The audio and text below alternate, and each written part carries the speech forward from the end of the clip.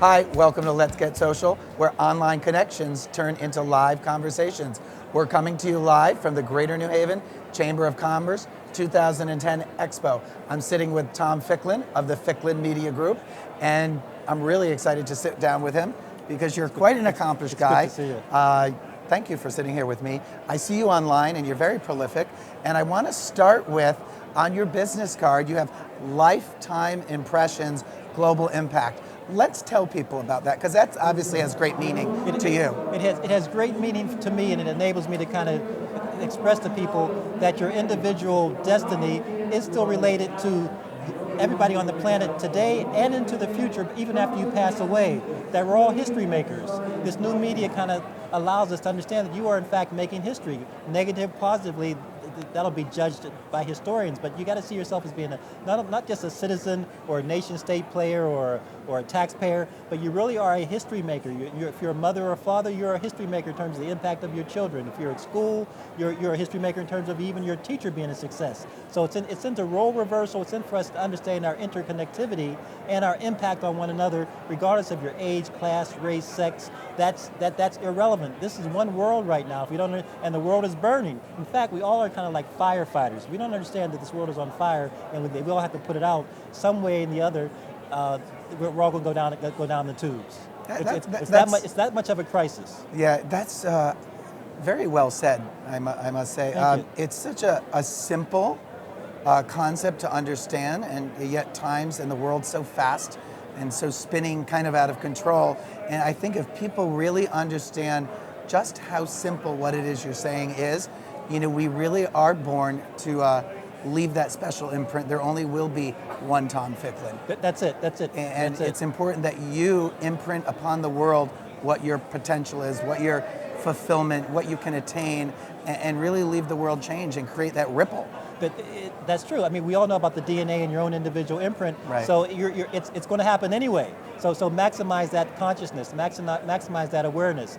And even in terms of impact, yeah, we may not be able to stop the bullets as we speak right now from flying in Afghanistan, but we might be able to create a little peace at our home or in our church, or as we leave this event, or even during this event when people start having fun at the So it's at the happy hour. about building bridges that cross the divides, that hold us between. It's building keeps a gap between us. It's closing those gaps and understand that this is literally one destiny, and this is beyond whether you're a Democrat, a Republican, or a teabagger, or a coffee drinker. It's not about little labels. It's not about the labels. It's beyond that.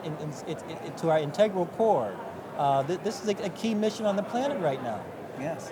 So it's just important for people to realize that they do have individual power, and don't be depressed. We all get kind of sad from time to time, but realize that there's hope, and you are part of that hope. Yeah, and so this is what I want you to tell people, because you so own it and you so know it and your work shows it.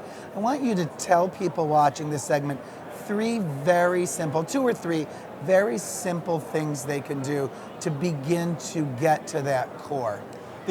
All the wisdom texts talk about taking the deep breath. It sounds commonplace, but I just had my blood pressure taken, and a lady told me to take the deep breath. So if you read wisdom texts, be it yoga or Christianity or Buddha or Islam, people talk about the power of the breath. So just the conscious thing of taking a deep breath, because you realize that first of all, that might be your last breath, and just to be aware that, you know what, it wasn't my last breath. I have another breath to take.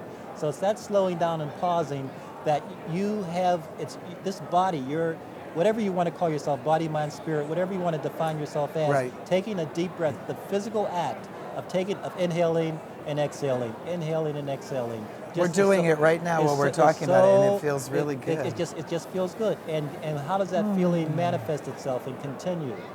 And when you get angry, and before you start to yell at somebody, take a deep breath.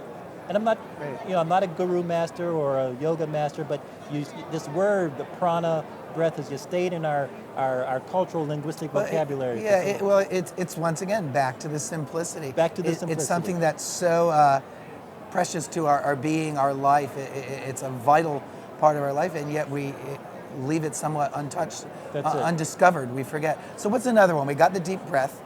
Take the deep breath, smile. smile. there's a lot of things about smiling. There's a lot of theories proven in terms of how the brain imaging, when a person smiles and you look at the brain image, and the way that the cells interact and send energy to one another.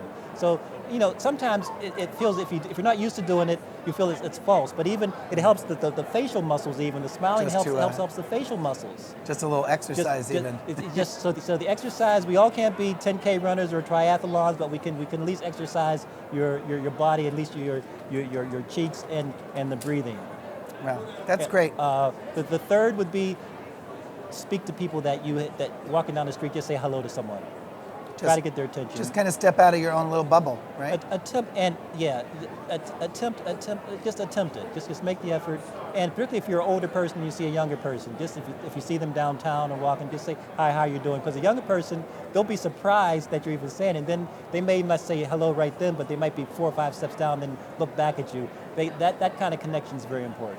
You stop and make people pause and think, and maybe they'll pass that on. Just to demonstrate. We don't have to go to mass demonstrations. Mass demonstrations are fine, but your individual demonstration can be just as powerful. Wow, so this is really, really good. I would like for you to tell everyone out there how to find you online, because you do really good work, and you're a multi-talented guy who really is tapping in and following his calling.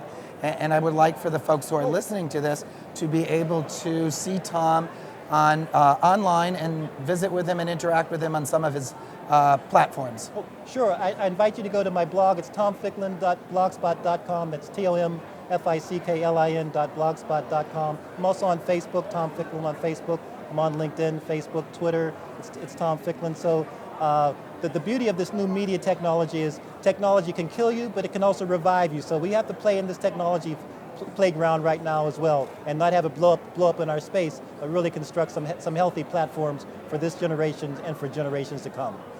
Well, thanks for being here. It's been a pleasure. We'll smile, we'll take a breath together, we'll reach out to each other online. I'm really glad you sat down with us. I think you have probably one of the most important messages, and I think I look forward to doing a lot more with you in the future. It's great. So for Let's Get Social, I'm Chris Bartlett. Until next time, I will see you online.